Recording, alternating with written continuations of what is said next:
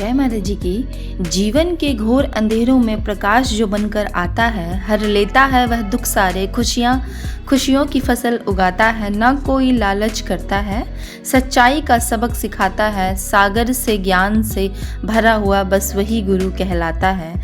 परेशानियां पस्त करे जब हिम्मत हम हारते जाएं, धूमिल सी हो जब परिस्थितियां, हालात हमें जब भटकाए, यह राह दिखा कर हमको सभी संशय जो मिटाता है, सागर से ज्ञान सा भरा हुआ बस वही गुरु कहलाता है, सागर से ज्ञान सा भरा हुआ बस वही गुरु कहलाता है।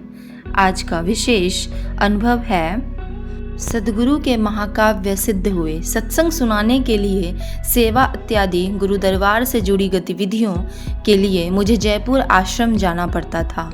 वह इसलिए क्योंकि मेरे घर के आसपास कोई आश्रम नहीं था। जयपुर वाला आश्रम सबसे नज़दीक था। यही कारण था कि मैं जयपुर ब्रांच शाखा से जुड़ी हुई। फिर आया वर्ष 2019। इस वर्ष में बहुत बीमार रही। आश्रम में जाना तो बहुत दूर, मैं घर पर भी बीमारी की वजह से साधना नहीं कर पा रही थी। मैं बस लेटकर ही थोड़ी बहुत ध्यान साधना कर लेती थी। एक दिन मैं इसी प्रकार आंखें मूंदे ध्यान लगाने का प्रयास कर रही थी। तभी गुरु महाराज जी की कृपा से मुझे एक दिव्य अनुभव हुआ। पहले की ही भांति जयपुर शहर में मंदिर के प्रांगण में साप्ताहिक सत्संग कार्यक्रम हो रहा है। मैं देख पा रही थी कि सत्संग के पश्चात सभी गुरु बहन उसी प्रांगण में ठहर गए थे। दरअसल सत्संग के उपरांत वहां उनकी एक क्लास चल रही थी। कुछ गुरु बहनें जिन्होंने ऑरेंज कलर की साड़ी पहनी हुई थी, उनकी कक्षा ले रही थी। मैंने उत्सुकतावश आगे बढ़कर पूछा, दीदी आप इन सभी को क्या पढ़ा रहे हो? दीदी ने कहा, इन सबको रुद्री पाठ सिखाया जा रहा है। मैंने कहा, दीदी इन सब भाई बहनों की किस्मत कितनी अच्छी है। मेरी किस्मत देखिए ना, न सत्संग सुन पाती हूँ, न रुद्री सीखने का मौका मिलता है। उसी समय मैंने देखा जो दीदी ब्लैक बोर्ड पर संस्कृत के श्लोक लिख रही थी, उनके वस्त्रों का रंग एकदम से वाइट हो गया।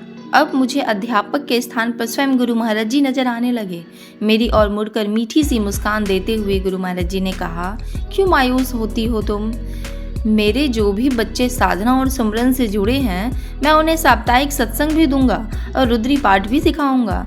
बस इतना ही देखा और दृश्य ओझल हो गया।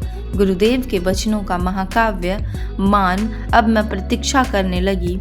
फिर आया महामारी का समय। सुरक्षा को देखते हुए आश्रम में आवाजाही बिल्कुल रोक दी गई। सत्संग कार्यक्रम भी स्थगित कर दिए गए, पर हाँ, संगत के लिए वर्चुअल सत्संग आरंभ कर दिए गए।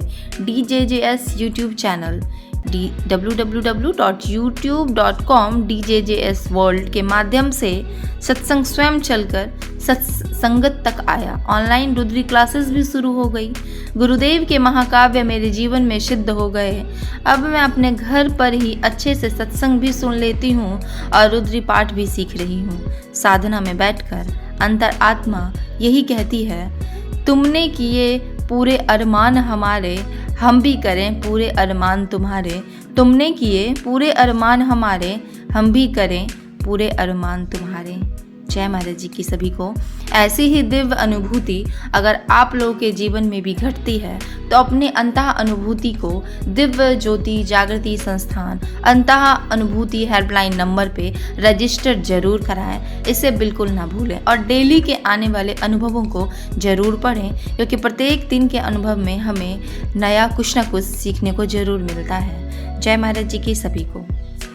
बहुत उम्मीदें मुझको तुमसे मिलकर पूरी करना, दुनिया की परवाह न करना, धर्म पथ पर आगे बढ़ना, उलझ के व्यर्थ ही बातों में ना तुम समय गंवाना, सहयोगी नवनिर्माण में मेरे मिलकर कदम बढ़ाना, सहयोगी नवनिर्माण में मेरे मिलकर कदम बढ़ाना। दिव्य ज्योति जागृति संस्थान के द्वारा श्रीमद् भागवत कथा ज्ञान यज्ञ का आयोजन हो रहा है। कथा व्यास है साध्वी सुश्री कालिंदी भारती जी। वह यह कथा 16 से 22 दिसंबर 2023 को होने जा रहा है। समय है दोपहर 1 बजे से सायं 5 बजे तक। कथा स्थल है चंपा देवी पार्क निकट पैडलेगंज, जिला गोरखपुर, उत्तर प्रदेश 273001। अगर आप लोग की कोई भी रिलेटिव या आप इस एड्रेस पे रहते हैं, गोरखपुर के एरिया में रहते हैं, तो प्लीज़ आप लोग इस कथा में ज़रूर हिस्सा लें। और अगर आपके रिलेटिव वहाँ पे रहते हैं और आप कहीं और रहते हैं तो इस कथा की जानकारी उनको ज़रूर दें और आप भी इस कथा में ज़रूर जाएं। जय महाराज जी की आप सभी को।